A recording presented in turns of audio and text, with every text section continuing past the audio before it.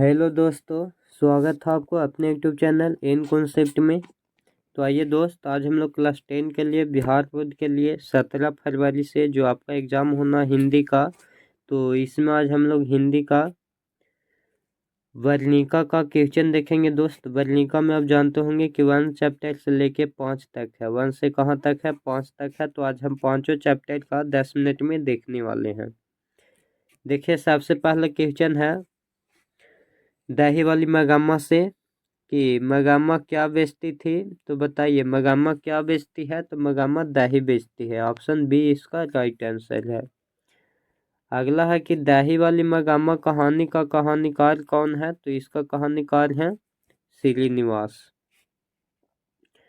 तीसरा number question है दही वाली मगामा कहानी का प्रमुख पात्र कौन है? तो दही वाली मगामा का प्रमुख पात्र कौन है? मगामा। और ये चौथा क्वेश्चन है कि दही वाली मगामा कहानी का कथावाचक है कहाँ से है? तो कथावाचक की कहाँ से है? बेंगलुरु से।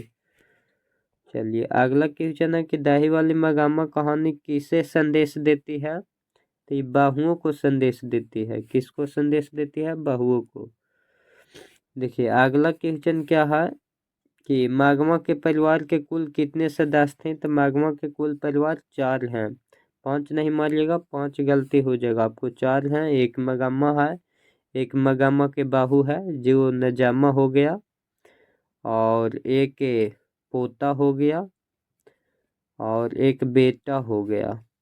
तो देखिए क्या वो हो गया, एक बेटा, एक पोता, एक नजामा बाहू और एक खुद मगामा, 4 गो। आइए अगला, श्रीनिवास का जन्म कहाँ हुआ था? तो श्रीनिवास के जन्म हुआ था कर्नाटक में। चलिए अगला क्वेश्चन है कथाकार को वर्षों से मगामा कौन सी वस्तु दिया करती थी? तो दही। अगला है मगामा के बाहू के नाम। तो मगामा के बाहू के नाम नजामा। दही वाली मगामा किस भाषा में रचित कहानी है? तो ये कन्नड़ भाषा में है। दही वाली मगामा कहानी का हिंदी अनुवादक कौन है? तो वीआर नारायण। अगला है रंगाप्पा कौन था? तो रंगाप्पा बताइए। रंगाप्पा था जुआरी। रंगाप्पा कोची था? जुआरी था।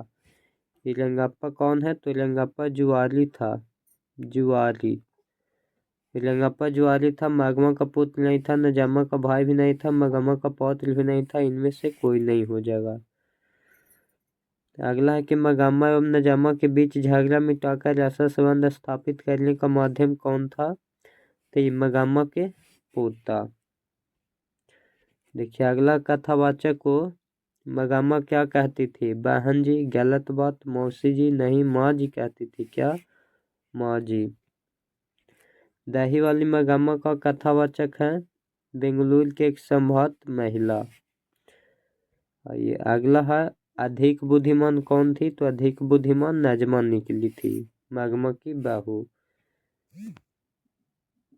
अगला है मगामा प्रतिनिधित्व करती है तो एक ग्रामीण महिला की। मगामा क्या है? एक ग्रामीण महिला है। बाहू की दशा है तो बाहू की दशा मगरमच्छी है। कैसी है? मगरमच्छी।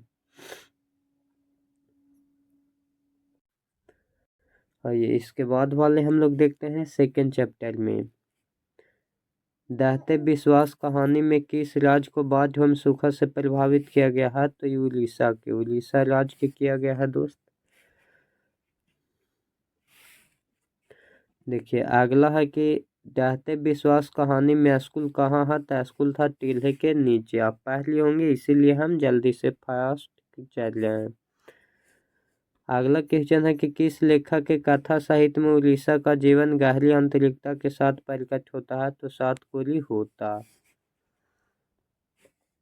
कौन हल्ला कर बात से सबको सचेत कर रहे थे? तो ये चंद्रा भी था, गुणनिधि भी था, च्युत भी था, संकरा मंकरा सब था। इनमें से सभी। अगला है कि दहते विश्वास कहानी के संपादक कौन है? तो सातकोली होता। लक्ष्मी के बैरियल लाठरी के नाम क्या था? तो लक्ष्मी के बैरियल लाठरी के नाम अच्युत। स्वसेवक दल का गठन किसने किया था? तो ये गुणनिधि ने। लक्ष्मण कहाँ नौकरी करता था? तो लक्ष्मण नौकरी करता था कलकत्ता में। लक्ष्मी के पति के नाम क्या था? तो लक्ष्मी के पति के नाम लक्ष्मण था। किस नदी के बांध के नीचे लक्ष्मी के घर था? तो देवी नदी के। सतकोरी होता कथाकार है? तो उड़िया के। दहते विश्वास कहानी का केंद्रीय पाठ है? लक्ष्मी है जो दहते विश्वास कहानी का केंद्रीय पाठ है। बात की समस्या कहानी के केंद्र में है दहते विश्वास में। दहते विश्वास कहानी के प्रमुख पात्र है लक्ष्मी। दहते विश्वास किस भाषा से अनुदित कहानी है? तो उड़िया। इकानर है दहीवाली मगामा। दहीवाली मगामा। तमिल है नागर। नागर की भाषा क्या है? तमिल।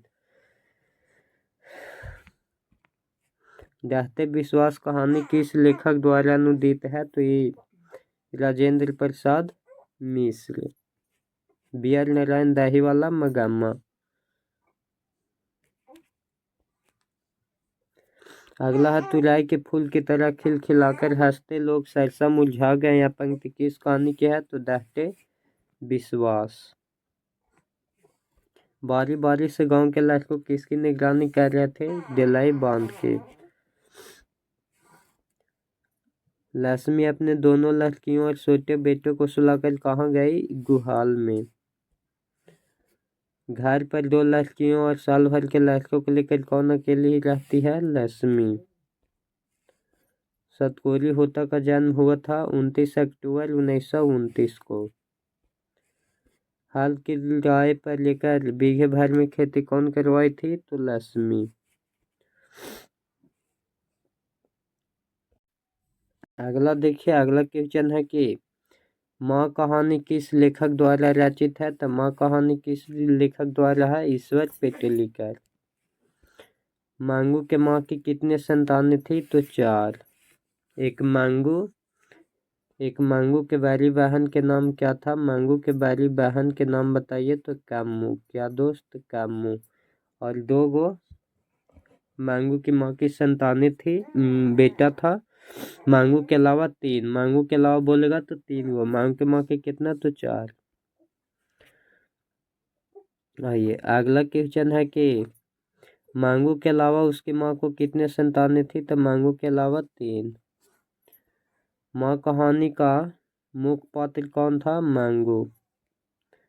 अगला है मांगू जन्म से ही थी? तो जन्म से क्या थी? पागल भी है और गूंगी भी है। ये अभी दोनों पागल गूंगी दोनों। अगला है मांगू के कितने भाई थे? तो मांगू के केगो भाई थे? 2 पराई माँ ही कान सेधती है, यह क्या है? तो यह कहावत है। किसने कहा कि अगहन महीना मांगू को ठीक हो जाएगा? तो ज्योतिष से आया था, वो बोला था कि अगहन के महीना में मांगू ठीक हो जाएगी। माँ के लिए कौन सा राग देव बन गया था? अगहन का महीना। मांगू यहाँ पे होगा। मांगू की बड़ी बहन के नाम क्या था? कामू। कन्या विद्यालय में पढ़ने वाली लड़की जो बाद में पागल हो गई, उसका नाम क्या था? तो कुसुम। माँ कहानी किस भाषा से अनुदित है? गुजराती से। मांगू की माँ अस्पताल को किसकी उपमा देती है? गौशाला की। ईश्वर पेटलिकर किस भाषा कथाकार है? तो गुजराती। मांगू को लोग कहाँ भर्ती करने के लिए सलाह देते थे? अस्पताल में। कौन सा महीना माँ के लिए अलग देव बन गया था? तो अगहन। मांगू की प्राकृतिक मौत को मैं क्या मानती थी? तो इसको छुटकारा मानती थी। काला पानी किसका लोकप्रिय उपन्यास है? तो ईश्वर पेटलिकर के। अंदर किसी को देखे जाने का नियम नहीं है, किसने कहा था? तो यह मेंटेलन ने कहा था। मांगू को भर्ती करने के लिए माँ ने किसे पत्र लिखकर बुलवाया? तो अपने बड़े बेटे को। मांगू के बड़ी बहन के नाम क्या था? तो कामू। ईश्वर पेटलिकर भाषा के कथाकार है? तो गुजराती के। जन्म से ही पागल है? जन्म से पागल कौन है? मांगू। जन्म से ही थी पागल। मांगू जन्म से क्या थी? पागल। मांगू के अलावा उसकी माँ को कितने संतानें थी? 3। माँ कहानी किस लेखक द्वारा रचित है?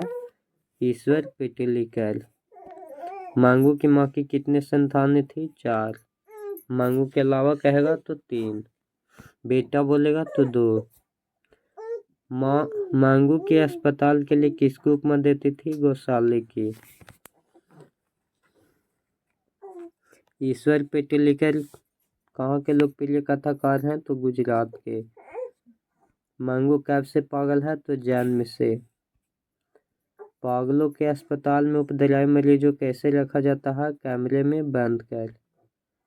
मांगू को अस्पताल में भर्ती करने के लिए मां ने किसे ऑर्डर प्राप्त किया था? मजिस्ट्रेट से। मांगू को कितनी पुत्रियां थी? 2। रात में रोशनी जलती रहने से इसे नींद नहीं आती, या किसने कहा था? मां ने। माँ जी को गौशाले की उपमा देती थी अस्पताल को। कौन सा महीना माँ जी को आशा भर आया था? अगहन का।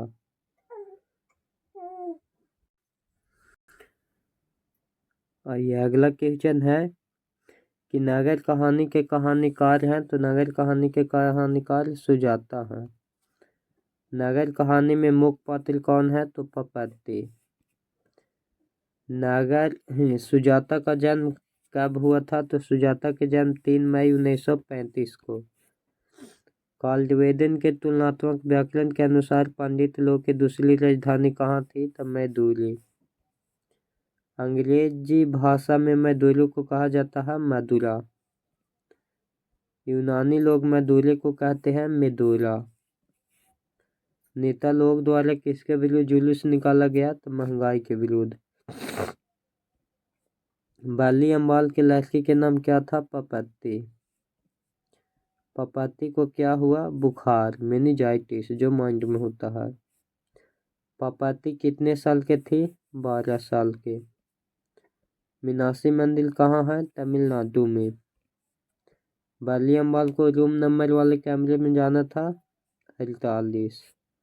स्टेथोस्कोप मापा जाता है हृदय की गति। इस कहानी में भयानक रोग का जिक्र किया गया है मेनिंजाइटिस। ऑप्थेल्मोस्कोप है आँख देखने की मशीन। लंबी कतार देखकर बाल्यमल को किस पर गुस्सा आया? मृत पति पर। एस रंगराजन किस लेखक का पूरा नाम है? सुजाता। बाली अम्बाल किस गांव से आई थी? मुनादी पट्टी से। पपत्ती कहानी का पौत्र है नगर का। मेनिंजाइटिस का संबंध है बुखार से। नगर कहानी किस भाषा से अनुदित है? तमिल से। पपत्ती बेहोश क्यों पड़ी थी? तेज बुखार के कारण। I want that girl admit now किसने कहा? बड़े डॉक्टर ने। पपत्ती को उसके माँ इलाज के लिए कौन सा शहर ले गई थी? मैदुली। लेखक सुजाता का जन्म कब हुआ था? 1935 में। पपत्ती किस पर लेटी थी? स्टेचर पर। तुलनात्मक व्याकरण किसकी रचना है? कॉल्डवेल की। पहले दिन पपत्ती को क्या था? बुखार। एस रंगराजन किस लेखक का पूरा नाम है? सुजाता। मैदुरा को यूनानी लोगों द्वारा क्या कहा जाता है? मेदुरा। पपत्ती बेहोश क्यों थी? तेज बुखार के कारण। पपत्ती की उम्र 12 वर्ष। एस रंगराजन का वास्तविक नाम? Sujata. I do went girl now पहले डॉक्टर बोला था। नगर शीर्षक कहानी के लेखक? सुजाता। पपत्ती कहानी के पात्र है नगर के। पपत्ती का कौन सा रोग था? मेनिंजाइटिस। नगर कहानी किस भाषा से अनुदित है? तमिल। बाली अम्बाल कहाँ के डॉक्टरों से पपत्ती को लेकर मैदुली जाने को कहा? गांव के। कहानीकार सुजाता का असली नाम क्या है? एस रंगराजन। पपत्ती कहाँ लेटी थी? स्टेशन पर। चलिए अगला चैप्टर है 5वां, धरती कब तक घूमेगी शीर्षक कहानी का कहानीकार कौन है? सावरदैया। धरती कब तक घूमेगी शीर्षक कहानी का प्रमुख पात्र है सीता। धरती कब तक घूमेगी कहाँ की कहानी है? राजस्थान की। धरती कब तक घूमेगी कहानी में किसको प्रधान दी गई है? नारी को। सीते के बड़े लड़के के नाम? कैलाश। सीते के कितने लड़के थे? 3। होली किस महीने में होता है? फागुन में। कैलाश की पत्नी के नाम? राधा। सीता के छोटे लड़के के नाम? बीजू। बड़का था कैलाश और जो मांझिला था वो था नारायण। सेकंड वाला नारायण, हरी कोई नहीं था। नारायण के पत्नी के नाम भावरी। बीजू के पत्नी के नाम पुष्पा। सीता के अनुसार क्यों सिखला गया है? घर। कैलाश ने अपनी माँ सीता को कितने रुपये महीना देने के लिए बोला था? 50 रुपया। किसके भीतर आंसू का समुद्र भराया? सीता के। नारायण की पत्नी अपने लड़के के जन्मदिन पर सीता को क्या भेजी थी? रसमलाई। सीता कितने कितने दिन एक लड़के के पास रहती थी? 1 महीना। राधा ने सीता के लिए क्या बनाया? दाल का हलवा। सीता अपने को मानती है भिखारिन। 3 बेटे की माँ है सीता। सावरदैया भाषा सफल कहानीकार हैं राजस्थानी के। कैलाश ने अपने भाइयों को कब बुलाया? सुबह में। धरती कब तक घूमेगी किस लेखक द्वारा अनुदित है? सावरदैया। सीता रुआसी क्यों हो गई? अपना काला ओढ़ना देखकर। 3 बेटे 2 वक्त की रोटी 1 माँ किस कहानी की पंक्ति है? धरती कब तक घूमेगी। यहीं पे वीडियो लास्ट होता है दोस्त। अगर वीडियो बढ़िया लगा होगा तो लाइक कीजिएगा, शेयर कीजिएगा और सब्सक्राइब जरूर कीजिएगा।